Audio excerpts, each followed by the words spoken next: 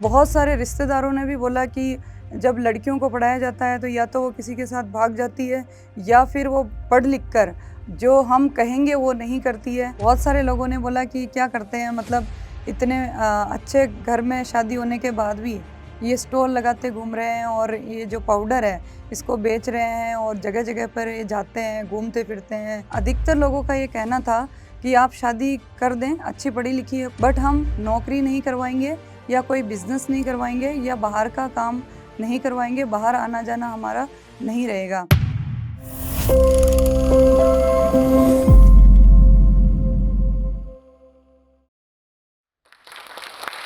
क्या आपने कभी सोचा है कि जहाँ लड़कियों को घर से बाहर नहीं निकलने दिया जाता, जहाँ लड़कियों को पढ़ाया नहीं जाता, जहाँ लड़कियों की शादी ही उनका फ्यूचर हो, वहाँ से एक लड़की ने खेती किसानी करने का सोचा, किसान बनी, एंटरप्रेन्योर बनी, 4,000 के इन्वेस्टमेंट से करोड़ों का बिजनेस खड़ा किया। नमस्कार, मेरा नाम अन्नू कानावत है और मैं राजस्थान के एक छोटे से गांव आमलदा की रहने वाली हूँ। जब मैं छोटी थी तो मुझे मेरे जो दादाजी थे वो शिकार पे जाते थे और बहुत सारी जगहों पे जो खेतों में वो जाते थे। उनके पास घोड़े भी थे, तो मैं उनके साथ जाती थी। तो मुझे लगता था कि हमारे खेत तो बहुत सारे हैं मगर प्रोडक्शन बहुत ही कम होता है। तो ये चीज़ें मुझे बड़ी महसूस होती थी। और मेरे जब पूरा परिवार हम एक साथ रहते थे, मतलब मेरे बड़े फादर और जो मेरे फादर और दादा-दादी सब साथ में रहते थे। तो बड़े फादर ही इनकम जनरेट करते थे और उनका खेतों में जाना-आना रहता था। बट एक एक्सीडेंट के अंदर उनका जब डेथ हो गई तो हमारा जो पूरा परिवार था वो बिखर गया और फाइनेंस क्राइसिस आए हमारे लाइफ में। उस टाइम पे हमारा ऐसा कंडीशन हो गया था कि हम लोग खाना खाने के लिए भी हमारे को कहीं से उधार लाना भी पड़ रहा था। जब बचपन मेरा इन मुसीबतों में निकला तो मुझे लगा कि मुझे पढ़ना चाहिए और मुझे एक ही चीज़ लगी कि पढ़ लिख कर ही मैं कुछ कर सकती हूँ। जब पढ़ना स्टार्ट किया तो बहुत सारे रिश्तेदारों ने भी बोला कि जब लड़कियों को पढ़ाया जाता है तो या तो वो किसी के साथ भाग जाती है या फिर वो पढ़ लिख कर जो हम कहेंगे वो नहीं करती है। हालाँकि मेरा जो 10th तक जब मैं पढ़ी तो उसमें कम खर्चा हुआ, बट जब मैं अच्छे से पढ़ने लगी और मेरा बीएससी एग्रीकल्चर उदयपुर के अंदर मेरा सिलेक्शन हुआ, तो उसमें जो खर्चा होता था वो भी मेरी माताजी ने बहुत ही समस्याओं से और बहुत ही जूझ के पूरा किया। जब एजुकेशन के दौर में मैं थी और बीएससी मैंने कंप्लीट की, तो फिर मेरे को लगा कि सब बीएससी वाले जो फ्रेंड्स थे मेरे, वो सारे नौकरियों की तलाश में थे। बट मुझे कहीं न कहीं लगा कि मैं नौकरी करके सिर्फ़ मैं एक अपना घर कर सकती हूँ या घर बना सकती हूँ। बट अगर मैं कुछ और करना चाहूँगी तो सभी लोगों को भी अच्छा लगेगा और मेरे परिवार को भी मैं सपोर्ट कर पाऊँगी। तो उसी स्तर पर मैंने सोचा और जब मैंने पढ़ाई स्टार्ट की तो मुझे लगा कि मुझे एमबीए करना चाहिए एग्रीकल्चर के अंदर, ताकि मैं बिज़नेस कर पाऊँ। और उसी टाइम पे मेरा जो सिलेक्शन था एमबीए के लिए, मुझे गुजरात में एक यूनिवर्सिटी थी, तो वहाँ मेरा सिलेक्शन हुआ। तो गुजरात में मैंने एमबीए स्टार्ट किया और जब मैं एमबीए कर रही थी तो मेरी एज लगभग 20 के लगभग हो गई थी। तो मेरे घर पे बहुत ज़्यादा प्रेशर बन गया था कि मेरे को शादी करनी है, एमबीए हो गया और लड़कियों की जो एजुकेशन होती है उसको कुछ ज़्यादा आँका नहीं जाता। चाहे मैंने कैसे भी एजुकेशन की या स्ट्रगल करके पढ़ाई की, बट उसके बाद भी लोगों को यही लगा या फिर मेरे परिवार को भी यही लगा कि अब इसकी शादी कर देनी चाहिए। तो जब मेरी शादी की जब बात हुई तो बहुत सारे मेरे पापा ने रिश्ते देखे, बट उन रिश्तों में अधिकतर लोगों का ये कहना था कि आप शादी कर दें, अच्छी पढ़ी लिखी है कोई बात नहीं, हमको भी पढ़ी लिखी लड़कियाँ चाहिए, बट हम नौकरी नहीं करवाएँगे या कोई बिज़नेस नहीं करवाएँगे या बाहर का काम नहीं करवाएँगे, बाहर आना-जाना हमारा नहीं रहेगा। तो ये एक बड़ा चैलेंज था मेरी लाइफ में। तो मुझे लगा कि एजुकेशन होने के बाद या तो मैं माता-पिता का कहना मानूँ कि शादी कर लूँ और नहीं मानूँ तो उन माता-पिता ने जिन्होंने मुझे बहुत ही गर्व के साथ, हिम्मत के साथ पढ़ाया, अगर मैं उनकी बात भी नहीं मानूँगी तो दोनों चीज़ें हो जाती है। फिर मेरे पापा ने सोचा कि ऐसे तो इसकी शादी होगी नहीं। मैं लगभग 25 की हो गई थी और मैंने लगभग 1 साल जॉब भी कर ली थी। तो फिर पापा ने हमारे ही रिलेटिव्स जो थे उनसे सगाई की बात की और पापा को लगा कि शादी के बाद फिर कोई मतलब नहीं रहेगा, शादी के बाद सब कुछ एडजस्टमेंट हो जाएगा और उसके बाद जो था मेरी शादी कर दी गई और मुझे यही बोला गया कि जॉब नहीं करनी है, हमारे को पसंद नहीं है। तो 5-6 महीने मैंने जॉब नहीं किया और जो मेरा जॉब था उसका भी मैंने रिज़ाइन किया और शादी की। तो 6-7 महीने बाद फिर मेरे हस्बैंड को ही मेरे लिए फ़ील आया कि ये तो बहुत ही गलत हो रहा है, क्योंकि मेरा मन नहीं लगता था काम में। तो उस फ़ेज़ में जब मैं थी तो मेरे हस्बैंड ने मेरा सपोर्ट किया और उन्होंने बोला कि हम जयपुर चलते हैं। जब हम जयपुर आए तो हमारे पास एक बैग था जिसमें हमारे 2 जोड़ी कपड़े थे, क्योंकि हम यहाँ एग्ज़ाम देने के लिए आए थे या इंटरव्यू देने के लिए आए थे। बट हमारा रहने का ठिकाना नहीं था, तो हम यहाँ पर हमारे एक रिलेटिव थे जयपुर के अंदर, वहीं हम 3-4 दिन हमने स्टे किया और किस्मत की बात अच्छी थी कि हम जून लास्ट एंड में आए थे और 1 जुलाई को वहाँ पर मेरे को एक as a assistant professor job लग गया था। तो जो 1 महीना यहाँ पर ऐसा होता है कि एजुकेशन डिपार्टमेंट में या कोई भी डिपार्टमेंट हो, 1 महीना आपको काम करना पड़ता है, उसके बाद ही आपकी सैलरी जो होती है वो आपको मिलती है। तो जो 1 महीना था वो हमारे लिए काफ़ी स्ट्रगल रहा। हमने पैसे उधार लिए बहुत सारे लोगों से वहाँ रहने के लिए, 2-3 लोगों से हमने उधार लिए, क्योंकि उस टाइम पे 1000-2000 रुपए देने वाले भी बहुत कम लोग थे, क्योंकि हम दोनों के ही पास जॉब नहीं थी, ना मेरे हस्बैंड के पास थी, ना मेरे पास थी। तो मेरे जो हस्बैंड थे वो आरएस की प्रिपरेशन कर रहे थे उस टाइम, बट उन्होंने भी फिर जॉब सर्चिंग की और लगभग 4-5 महीने बाद वो भी जॉब लग गए थे। तो हमने काफ़ी स्ट्रगल के बाद एक छोटा-सा रूम हमारे को मिला, वहीं हम रहने लगे। जिन 4-5 महीने के बाद फिर थोड़ा स्ट्रगल कम हुआ कि हमें खाने-पीने और रहने के लिए एक अच्छी जगह मिल गई थी और एक पैसा भी हमें ठीक-ठाक आ रहा था। जब मैं एज़ अ असिस्टेंट प्रोफ़ेसर काम कर रही थी तो मुझे लग ही रहा था कि मुझे कहीं न कहीं मुझे बिज़नेस करना चाहिए।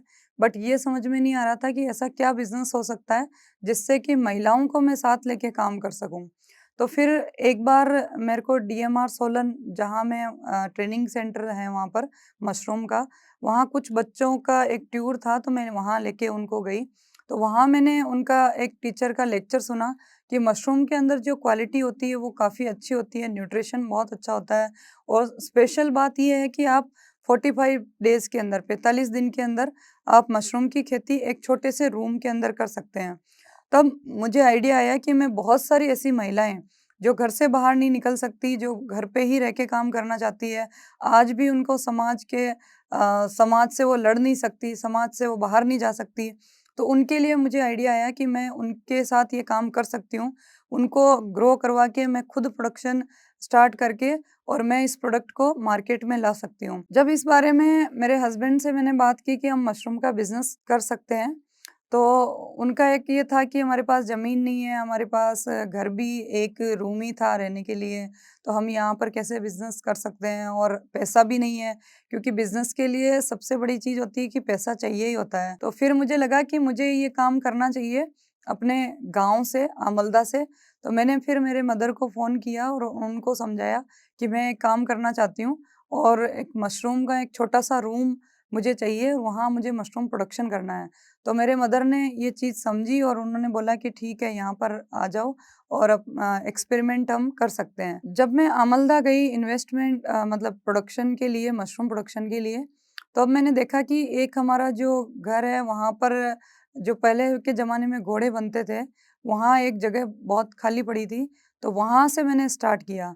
तो पहले लगा मेरे को कि मशरूम के अंदर बहुत हाइजीन जगह होनी चाहिए, बट मैंने उसको थोड़ा-सा अ, हाइजीनिक बना के और वहाँ गर्म पानी का छिड़काव करके और बहुत क्लीन करके फिर मैंने वहाँ प्रोडक्शन स्टार्ट किया।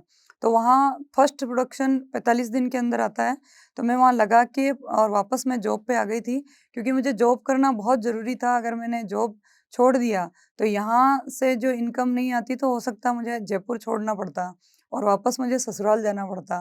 तो इसीलिए फिर मैंने मेरे मदर को सिखाई वो सारी टेक्निक जो मैं सीख के आई थी और उन्होंने ही उसमें 45 डेज़ तक केयर किया। मैं वीडियो कॉल पे उनसे हमेशा बात करती थी कि कैसे पानी छिड़कना है। सैटरडे, संडे में वापस मेरा गाँव जयपुर से 200 किलोमीटर पड़ता है, तो मैं बस में जाती थी और उसको देख के मैं वापस आती थी। तो वो जब फर्स्ट प्रोडक्शन आया, तो मुझे बहुत ही खुशी हुई और मेरे मदर को भी बहुत खुशी हुई। उस टाइम पे मैंने 3-4 2-3 हज़ार के मैंने सीड लिए और लगभग 1000 रुपए की मैंने पॉलीथीन और जो भी केमिकल उसमें यूज़ होता है, वो किया। तो 4000 में जब हमारा प्रोडक्शन आया, तो वो प्रोडक्शन तो हमने सब्ज़ी बनाने में, एक्सपेरिमेंट करने में, उसी में पूरा ख़त्म किया और कुछ पाउडर को हमने ड्राई करके कुछ मैंने मार्केट में भी बेचने की ट्राई की। तो वो एक छोटा-सा प्रोडक्शन था, बट मेरा जो फर्स्ट प्रोडक्शन सक्सेसफुली हुआ, तो मुझे कॉन्फिडेंस आया कि मैं बिज़नेस कर सकती हूँ और इसी को मुझे आगे बढ़ाना है। उसके बाद जब मैंने सेकंड प्रोडक्शन लगाया, तब कोरोना आ गया और कोरोना के टाइम पे मैंने लगभग 1000 से 1500 तक बैग लगाए थे, जो कि 10-15 हज़ार का मैंने खर्चा किया था।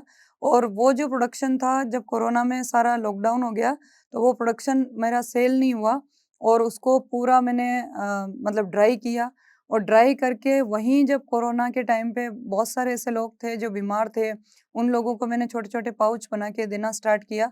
तब मुझे फ़ील हुआ कि वहाँ बहुत सारी ऐसी लेडीज़ थी, जो उन पाउच को लेने के बाद वापस मेरे पास आए और उन्होंने बोला कि इस पाउडर में तो बहुत एनर्जी फ़ील होती है और ये बहुत ही अच्छा पाउडर है, तो आप हमारे को ये और दे सकते हैं क्या? तब मेरे को आइडिया आया कि पहले मेरे को ऐसा लगता था कि मुझे मशरूम में केवल फ्रेश मशरूम ही सेल करनी है, बट कोरोना के बाद मेरे को आइडिया आया कि अगर ये इतना स्ट्रॉन्ग पाउडर है, जो कि कोरोना के अंदर भी काम कर रहा है, बहुत सारे लोगों की इम्यूनिटी स्ट्रॉन्ग की है, तो उसको मैंने फिर पाउडर फॉर्म में स्टार्ट करने का तय किया और जयपुर में एक छोटा-सा रूम लेकर वहाँ मैंने प्रोसेसिंग स्टार्ट की। और जब मैंने प्रोसेसिंग करना स्टार्ट किया तो मुझे मशीनों की ज़रूरत पड़ी। पहले मैं एक छोटी मशीन लेके आई थी, बट जैसे-जैसे प्रोडक्शन सेल होने लगा, तो मुझे एक बड़ी मशीन की ज़रूरत पड़ी।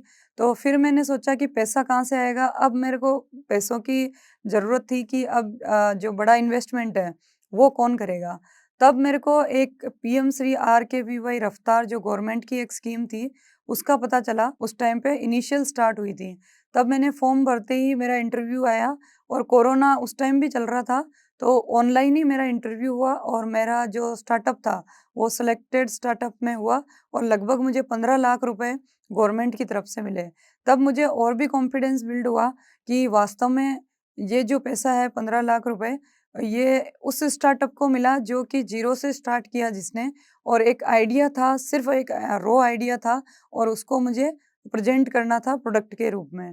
तो फिर जब मुझे पैसा मिला और मैंने मशीनें खरीदी, जब मैंने मशरूम का प्रोडक्शन स्टार्ट कर दिया और प्रोडक्ट बनाने स्टार्ट कर दिए, तो सबसे बड़ी जो प्रॉब्लम आई मार्केटिंग की वो ये आई थी कि लोगों को लगता था कि मशरूम सिर्फ़ खाने के लिए होता है, पाउडर के लिए बहुत कम लोग जो राजस्थान के अंदर यूज़ करते हैं या फिर खाते भी नहीं हैं या फिर जो भी प्रॉब्लम्स होती है वो दवाइयों के थ्रू ही सॉल्व करते हैं। सेल का कुछ आइडिया नहीं था कि इसको सेल कैसे करें, तो मुझे फिर बाद में एक आइडिया मिला कि अगर मैं स्टॉल लगाऊँ और जगह-जगह मेरे प्रोडक्ट का प्रमोट करूँ, तो लोगों को पता चल सकता है कि ये एक प्रोडक्ट है जिसको खाने से एनर्जी बूस्ट होती है और कैंसर नहीं होता है और रेगुलर अगर आप इसको यूज़ करते हैं तो शुगर, बीपी जैसी चीज़ें बहुत बड़ी जो प्रॉब्लम है वो भी सॉल्व होती है।